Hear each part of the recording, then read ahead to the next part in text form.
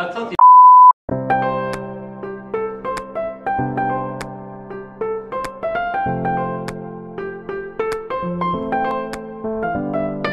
Halo teman-teman, jadi aku mau cerita. Aku tuh kemarin menghadiri acara launchingnya Sahabat Korea. Yang belum tahu Sahabat Korea itu apa, bisa langsung aja ke blog aku karena aku sudah tulis di situ tentang launching seremoninya Sahabat Korea kemarin. Nah, serunya aku dan 7 teman aku itu berkesempatan tuh wawancara Duta Besar Korea. Pasti tahu kan Duta Besar Korea itu siapa? Namanya Mr.Kim. Terus selain Duta Besar Korea, aku juga berkesempatan untuk wawancara Bapak Edi Yusup. Dia adalah Direktur Asia Pasifik dan Afrika dari KEMLU. Oh ya, maaf banget kalau ada beberapa momen yang aku gak sempat videoin. Terus yang aku gak sempat videoin itu adalah perkenalan dari Mr.Kim. Dia perkenalan diri pakai bahasa Indonesia. Jadi Mr.Kim ini datang ke Jakarta itu bulan Februari tahun kemarin. Udah hampir 1 tahun di Indonesia. Oh ya, maaf banget teman-teman, di video ini kita wawancaranya pakai bahasa Inggris tapi nggak pakai bahasa Indonesia.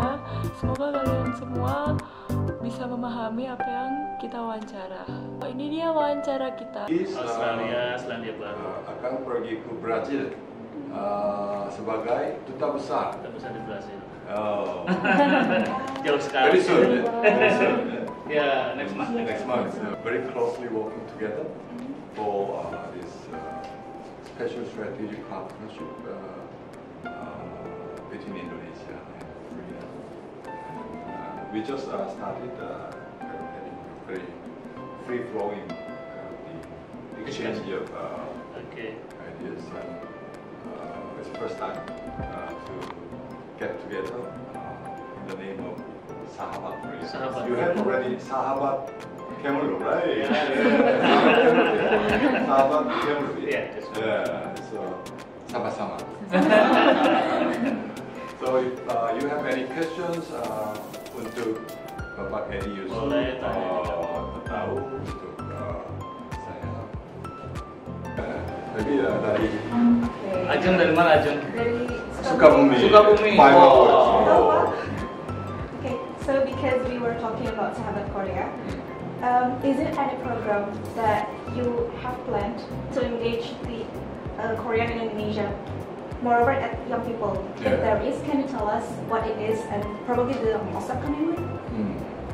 Well, this is the first gathering of Sahabat Korea. Yes. I'm very much thankful for you to join Sahabat Korea.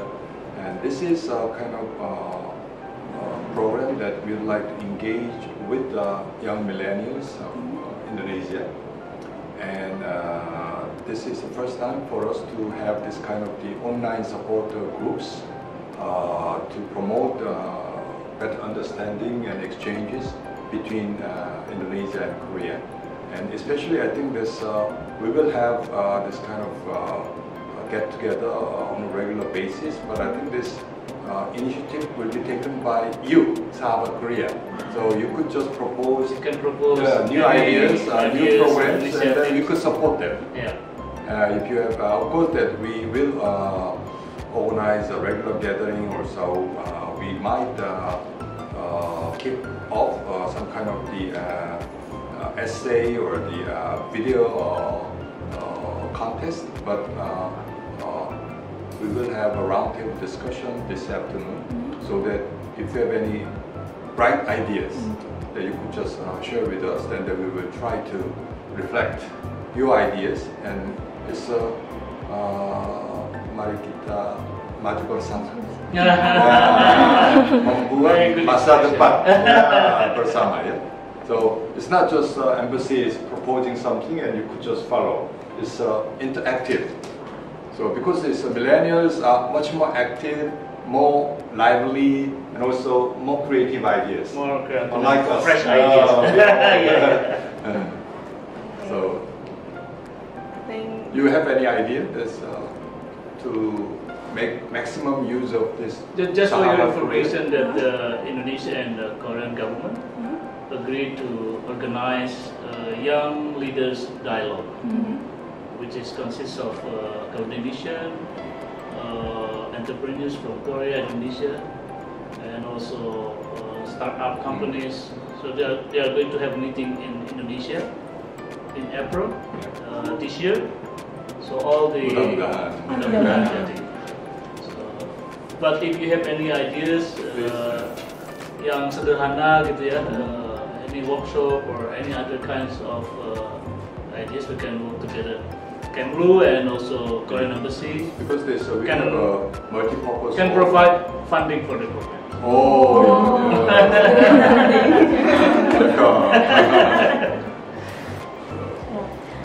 I'm Basma from Sukabumi. Oh, Sukabumi juga. Oh, why so many Sukabumi? Just met. Now you're teman baru. Yeah. You have assigned in Indonesia for 3 years, from 2003 until 2005, as a political advisor to the South Korea Embassy in Indonesia. And in some articles, I read that while you returning to Korea, you always remember about Indonesia, and you said you are very happy because you can be reassigned in Indonesia. If I may know, when you return to South Korea, what kind of things that make you miss the most about Indonesia, that make you really want to go back to Indonesia? And is there Indonesian food that you really like? Are there Korean food similar to Indonesian food? Very good question. Sangat senang bisa kembali ke Indonesia, pulang kampung. Yeah. What I missed most is friends. Friends that I've been in very close touch, and also the quite very sweet smiles of Indonesian friends and young people. That is really the great strength of the people of Indonesia. Indonesian people are always resilient whenever, even in difficult times like natural disasters. People in the villages, people in the earthquake-stricken areas are not losing their hopes. I personally been to Banda Aceh when tsunami hit the area in December 2004, long time back. But even people in Aceh areas were not giving up. They're always keeping their faith. Always smart, optimistic. And also always try to be forgiving. Forgiving the poverty, forgiving the natural disasters, forgiving the difficulties even when they are faced with. So I think that's a big asset of people of Indonesia. For the food, I think I really miss some of satay, especially satay lidik from Bali, and with the lemongrass and bubur ayam, sop buntuk, Borobudur Hotel is quite good. Yeah, there's a sop buntuk at cafe in Borobudur Hotel is always very tasty, and some of the dishes from the local areas like nasi padang and even ikan bakar dari Manado, and others. Always that is really something we miss. And also I think there's the weather. In Korea now, winter is very severely cold. It's -7-10 degrees under Celsius. But here in Indonesia, still we could just walk around with even half sleeves. And even so, we don't have any difficulties in just walking around and staying along the poolside, even during the cold winter season. So I think that those are the things that we miss so much. Hello, my name is Angelica. I'm from Surabaya. Surabaya. You flew from Surabaya? Yes. For this? Yeah, for this. Oh, that's how sweet. Yes. Thank you. So you arrived yesterday afternoon? Today. This morning? Yeah, today morning. Oh, I see. I've been to Surabaya many times. Oh. Yeah. So my question is now, what field do you want to develop more cooperation between Korea and Indonesia, maybe culture, tourism, or education. I thought you are Korean. Thank you. Thank you, Pak Edi Yusup. I think there are three pillars that we place greater emphasis on promotion of bilateral partnership. One is prosperity, economic, trade, investment, infrastructure development, tourism. The second is the peace, because peace is the utmost important element in securing stability and prosperity. And Indonesia and Korea have been a great partner in promoting a sense of peace and also trying to work out kind of the more favorable conditions for peace building on the Korean Peninsula. Especially President Jokowi has been very much committed to bringing two sides together. Even when the first summit between South and North Korea took place, that was on the 27th of April last year, and then President Jokowi has invited both South and North Korean ambassador, myself and North Korean ambassador An, to Istana Merdeka to have an exchange of ideas and also to deliver words of congratulations to the successful outcome of the first inter-Korean summit meeting. And also Asian Games, Indonesia has hosted Jakarta Palembang Asian Games and Asian Para Games last year, and both Asian Games, South and North Korean athletes marched together jointly at the closing and opening ceremony of the Asian and Asian Para Games. And also some of the athletes have formed one united single team. So that's kind of the very symbolic gesture of Indonesia's kind of initiative to bring these two Koreas together. And lastly, people, prosperity, peace, and people. But most important element is people. How to encourage people-to-people exchange, how to encourage understanding, better and more broader understanding of culture and art and even cuisines, culinary flavors of both sides. And especially this nowadays, young millennials in Indonesia are quite familiar to K-wave, K-related, Korea-related K-drama, K-beauty, K-health, and K-food, and even sometimes I think there's the youngsters from Indonesia increasingly in a greater number going to Korea to continue their studies, and vice versa. You know, more Korean students are coming to Indonesia to continue their studies at some of the universities and language institutes here in Indonesia. Thank you. Ada yang nanya lagi, silakan. My name is Hisham. I'm asking about the education. Where are you from, Ishan? From Tegal. Tegal. Oh, very far. Okay. Central Java. Yeah, Java Tengah. Yes. My question is, for the student in Indonesia that interest in South Korea and they want to do some research or observation in South Korea, is there any program that the embassy help them, and then how would the procedure? Well, there are quite a number of opportunities or the facilities that we are offering. One is the Jakarta Korea Cultural Center. They are running the Korean language classes, and also Sejong Institute, which is also offering Korean language classes.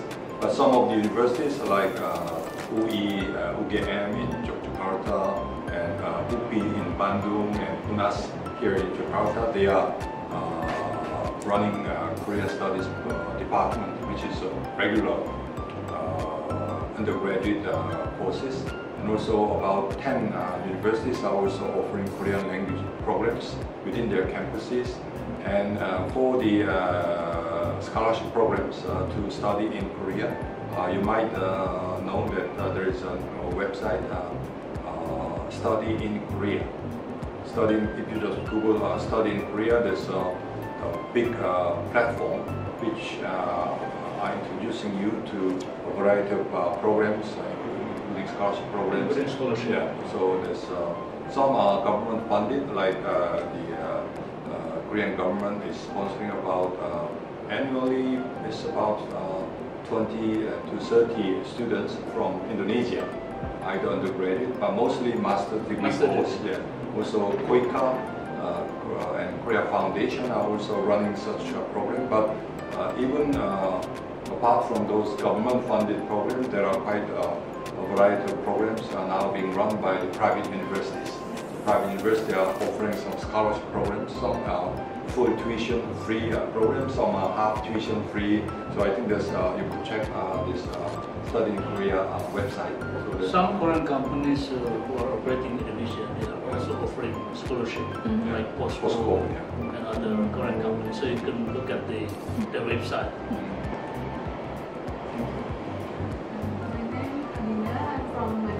Oh, Bandung. As you know, Korea has 4 seasons. Is there a special festival held every season? And can you explain what the festival is? And how the response and impact for the tourism there? Oh, so festivals in Korea. Yeah. Oh, I see. There are so many, so I cannot just name one. But this, of course, the Korean government, together with the Korean retail outlets, are holding so-called Korea Grand Sale as an annual event. Korea Grand Sale is now on the way in Korea, and in the second half of the year as well. Normally, which month? Normally, there's sometime in the month of January, February, and another one is September and October. But, it's very cold, right? January, February is very cold. January is very cold. It's minus 7-8 degrees in the morning. But I think there's festivals. Some are very localized festivals. About the film festival, it's Busan. Busan Film Festival is quite well known. It's a worldwide festivals. In Tongyang is a small city in the southern part of Korea. They have a music festival, and in Pyeongchang, where the Winter Olympic Games were held, every summer there's a Greater Mountain Music Festival. It's more like a classic festival, and in some cities like Andong, they are holding international mask dance festival. So many varieties of festivals that you could just check with the KTO, Korea Tourism Organization website, and also this Korea Cultural Center, so that you could get involved in some of the events. But I think there's like in Japan, we do have cherry blossom festivals in the months of, normally it's about early part of April. And also during the summer, so much fun at the beach side. Young kind of the electronic EDM was the electronic music festivals along the beach, and also jazz festival in Chara Island. Chara Island Jazz Festival is quite well known for the international jazz lovers. My name is Rizky. I want to ask you. Dari mana? I'm from Bekasi. Bekasi, not very far. Still about 3 hours, 2 hours. Yes, Kalau traffic is quite macet. I want to ask, did you have a photo shock when you first arrived in Indonesia? Photo. Culture shock. Oh, when I was first assigned in 2003. Actually, not much, but I cannot say it's a shock, but there are some cultural differences because still I've been serving in Pakistan in 2003 and 5, so I'm more or less getting used to this kind of Muslim-dominated country or the culture or environment. But still, I think there's one thing that I was quite amazed is that at the shopping mall or at the stadiums, at the college, so many young generations. Yeah, Korea is a country where the very rapid aging is underway, the so-called aging society. The so-called medium age, which is kind of average age of the whole population, in case of Korea is about the age of 40. It's an increasingly aging population. But in case of Indonesia, it's a young nation, full of young people, millennials, and even Generation Z. Yeah. So in here at the shopping mall, at the bus stations, is flooded with the youngsters. So that's something that really is Indonesia is a very promising and forward-looking nation with young powers. That's what I heard. Felt, yes. My name is Chidana. I'm from Lampung and Bali, but I live in Jakarta. Yes. And I would like to ask you, South Korea is known as one of the most popular holiday destination in Asia, especially for its culture and historical value, as well as attractive tourism destination and its four seasons. As the South Korean ambassador for Indonesia, is there any South Korean potential holiday destination that has not been explored much yet? So the essence of the question is any room for improvement? Yeah, the Korean destination that are not Right. Yes. familiar with Indonesia. Some of I think the Seoul and partly Busan are quite well known to Indonesians, and also Jeju Island is now getting more popularity. But some of the southern part of the Korean Peninsula are not fully familiarized to the Indonesian travelers or would-be tourists. One is the Namhae and those Yeosu, Suncheon areas, which are the southern coastline cities, which are quite. It's more like, I think there's the scenic view is very much like the maybe Lombok, yes, for example, but much more developed. A lot of these destinations that are quite attractive. And another one is maybe that's since the inter-Korean relation between South and North Korea is improving, so there are much more attentions given to so-called the border areas with North Korea, so-called demilitarized zone (DMZ), where this South and North Korean military guards are now facing each other. So that joint security area might be one area for attraction for Indonesian travelers for the future. So maybe one question for Bapak Edi Yusup. Yes. Boleh bahasa Indonesia juga boleh. My name is Fanny. I'm from Jakarta. This year there are 100 Korean friends and only one they chosen to go to Korea. Would you please tell us the criteria? Oh, yeah. Oh, only 100? Not enough, We'll see. We haven't actually set any criteria yet because it's the first day kicking off this Sahabat Korea event. So we will discuss within ourselves and maybe some kind of we may have some competition, kind of maybe essay or the YouTube contest or whatever contest that we would think of. So that through those contests we could give those privilege to, for example, the first prize winner or the second prize winner. But we, as you said, it's not enough. So I think that we should think of an idea of expanding the number of prize winners. Mungkin untuk teman-teman ketahui ya, jadi hubungan kita dengan Korea itu satu-satunya negara yang hubungannya itu di samping strategik juga ada kata spesial. Jadi strategik yang spesial itu satu-satunya. Itu karena hubungan Bapak Presiden kita dengan Pak Presiden Moon itu dekat sekali. Jadi baru pertama kali saya mendampingi kunjungan Presiden itu bicaranya tuh lama sekali dari pagi sampai malam.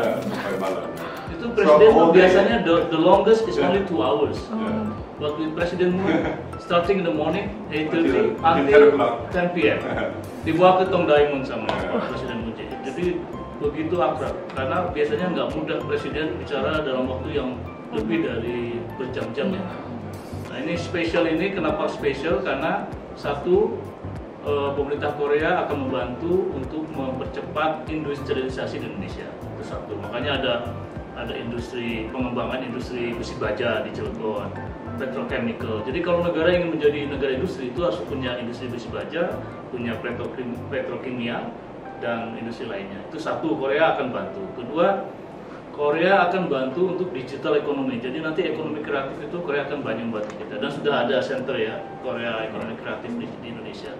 Dan yang ketiga, Korea satu-satunya negara yang mau memberikan transfer teknologi untuk industri strategis seperti industri defense, bikin kapal selam, bikin pesawat tempur. Kita tidak dapat dari negara manapun kecuali Korea. Makanya kita bilang special strategic partnership. Ya. Paham ya Pak? Yeah. We will have a chance to talk to you downstairs as well. Yes. Alright. Thank you banget buat teman-teman yang sudah nonton video aku wawancara Duta Besar Korea Selatan. So see you next